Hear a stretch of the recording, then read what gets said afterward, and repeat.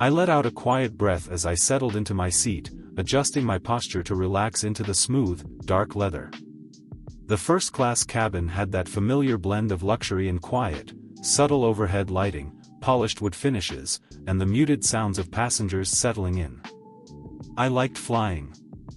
The sense of temporary isolation, the way the world felt suspended in time, thousands of feet in the air. It was one of the few places where I could disappear. No flashing cameras, no expectations, just a few hours where I was just another traveler. The flight attendant approached with a polite smile. "Mr. Reeves, would you like a drink before takeoff?" I shook my head. "Just water, please." She nodded and disappeared down the aisle. I leaned back, exhaling slowly, ready to lose myself in the hum of the engines and the distant murmur of conversation. And then, I heard him. Loud. Confident. The kind of voice that didn't care who was listening. "Unbelievable," the man muttered as he dropped into the seat beside me, his voice heavy with disapproval. I didn't react. At least, not outwardly. This is what first class has turned into. He let out a short laugh, shaking his head. Back in the day, this section was reserved for people who actually worked for a living, CEOs, real businessmen. Now, it's influencers, YouTubers, and Hollywood types who got lucky. I kept my gaze down, fingers absent-mindedly tracing the condensation on my water glass. People like him always found a way to make their presence known. He let out a sigh, shifting in his seat as if the very air around him had been tainted by the company. "I swear, man," he continued, now clearly talking at me rather than just to himself. "You know who's the worst? That Keanu guy. I don't get it. Everyone acts like he's some kind of saint. Nicest guy in Hollywood and all that bullshit. But let's be real, he's overrated as hell." That made me pause. I turned my head slightly, just enough to see him clearly for the first time. He was in his late 40s, maybe early 50s. Expensive navy suit, a Rolex that gleamed under the soft cabin lights, the kind of cologne that announced itself before you even got close. His posture radiated confidence, the kind that came from years of being the loudest voice in the room. He didn't recognize me. Not yet.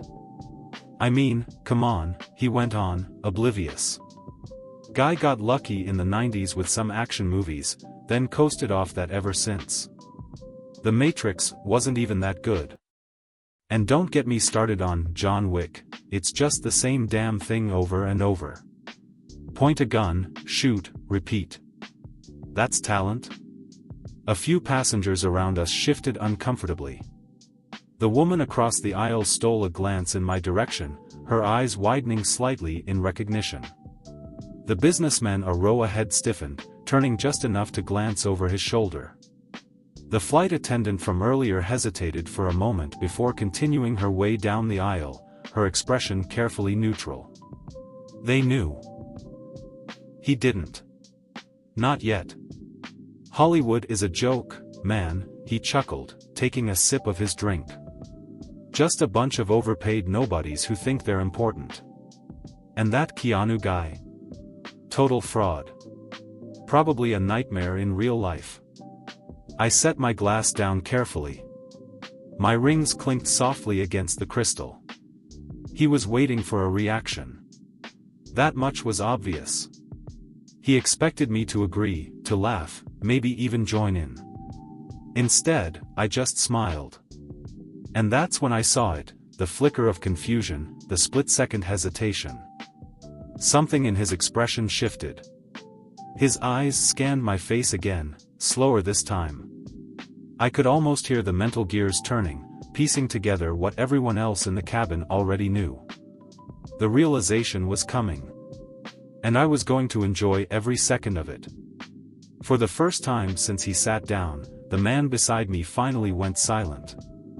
It was subtle at first, just a small pause, a flicker of hesitation in his expression. But I could see it happening in real time. The pieces were falling into place. His eyes scanned my face again, slower this time.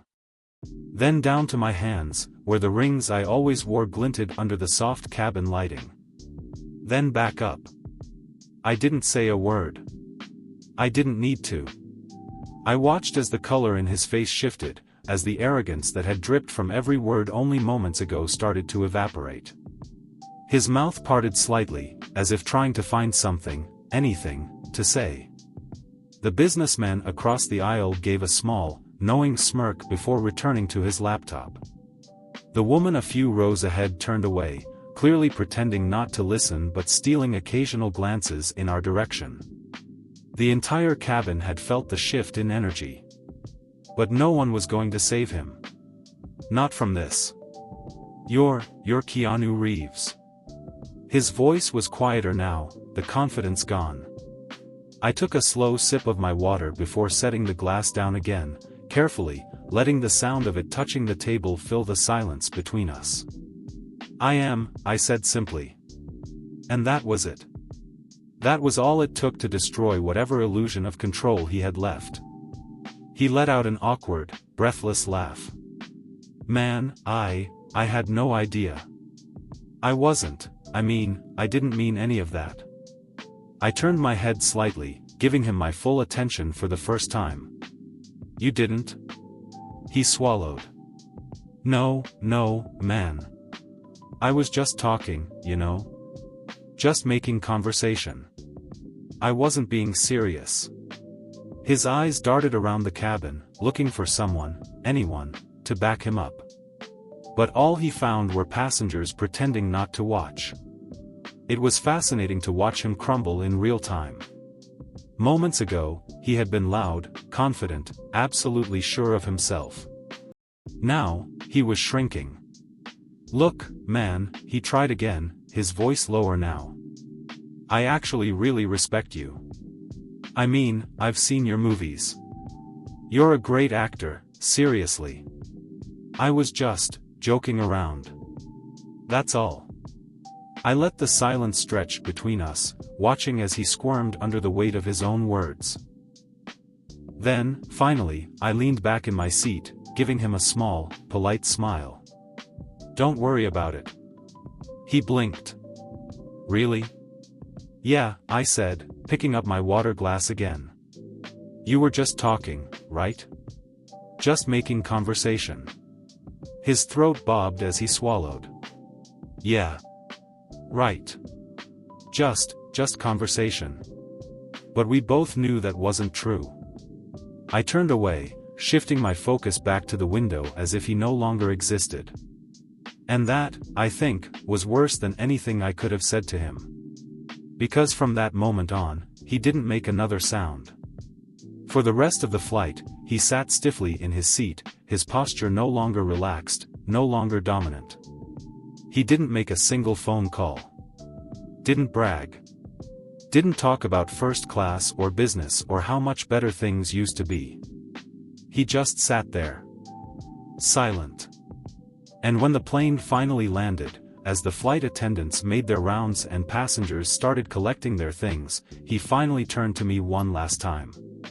Hey, listen, man, I met his gaze, my expression unreadable. He hesitated, as if trying to figure out how to fix something that was already broken. But there was nothing to fix. So I just smiled. Then I stood up, grabbed my bag, and walked off the plane. And I knew, without a doubt, that he would never forget this flight.